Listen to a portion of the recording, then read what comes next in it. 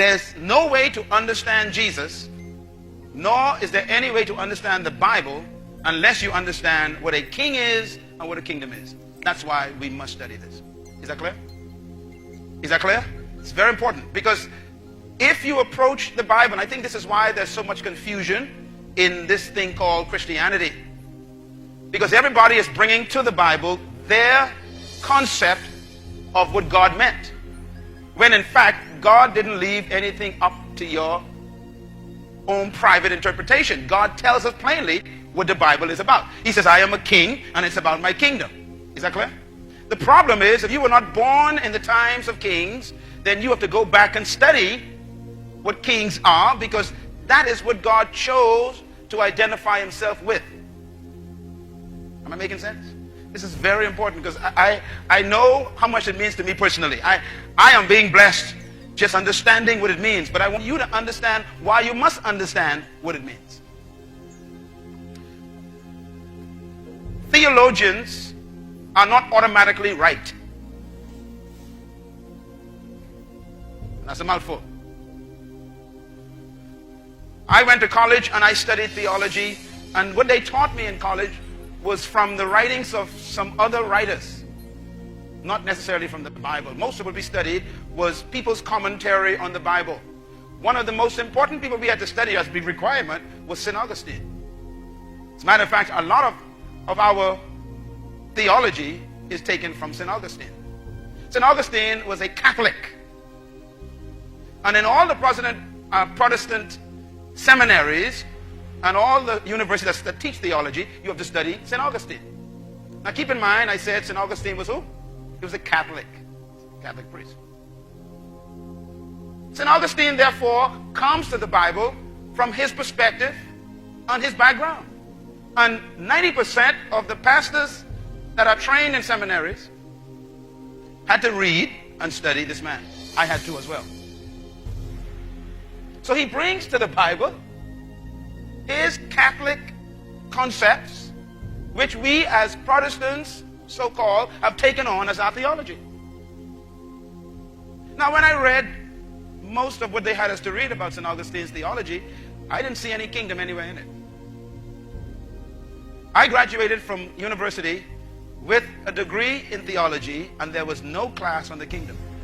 Not one. As a matter of fact, I don't think we ever discussed the word in one of our classes. Just the word kingdom was never discussed. And I got a degree in God.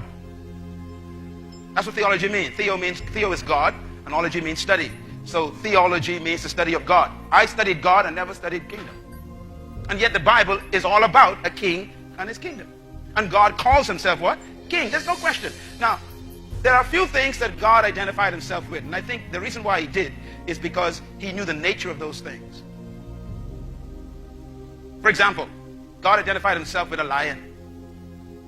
Why? God made the lion, and he knew what the lion's nature was like. So there's certain qualities of the lion that God identified himself with. The lion is what? Brave and courageous. So the Bible calls Jesus the Lion of Judah. God says that he sat upon the throne, and it was the lion that sat upon the throne when John saw him. So it was really an animal. It was talking about the qualities he saw. He saw courage. He saw boldness. He saw confidence. That's how lions are. Then God identified himself also with another animal, an eagle. He said, I will carry you like an eagle carries her young ones. I will stir you up like an eagle stirs. And so God called himself like an eagle. An eagle is a unique bird. The qualities of an eagle are very clear. An eagle is very confident. It's the most powerful bird in the bird kingdom. It has a vision better than any other bird, and it only eats living things. In other words, fresh killed meat. And an eagle can fly the highest of any other bird, and is more powerful. In other words, God identified himself with the qualities that that bird that he made has. Now I'm saying this for a reason. Here we find God identifying himself also with a ruler quality called king. Which means to understand God, you got to study the qualities of a king. Otherwise, you'll miss what God is like. Is that clear? Now, God could have said, for unto us a mayor is born. Or maybe a president is born, or a prime minister. He could have said that.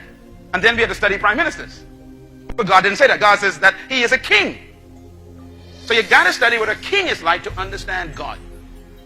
And then he says that he came to bring a kingdom. He identified his government rulership with kingdom. He didn't identify it with a republic or a democracy. Nor did he identify it with communism or socialism. He could have done that, but he didn't. He identified it with a kingdom. And that's why it's impossible to understand this Bible until you first understand what a king is and what a kingdom is. Is that clear? That is why we must study this. If you don't do that way, you will read the Bible, have your own conclusions, and walk away with your own interpretation. And you'll miss what God meant. This is what theologians have done. They become so engrossed in studying what words mean, they forget what they meant. They're so committed to studying deep things, they miss the natural thing. I don't want to be deep. I just want to be right. I've heard some deep things that are not right, and I'm still hearing them lately. I listen to great preachers preach, and it makes you shout, but it's not right. It doesn't communicate what God meant.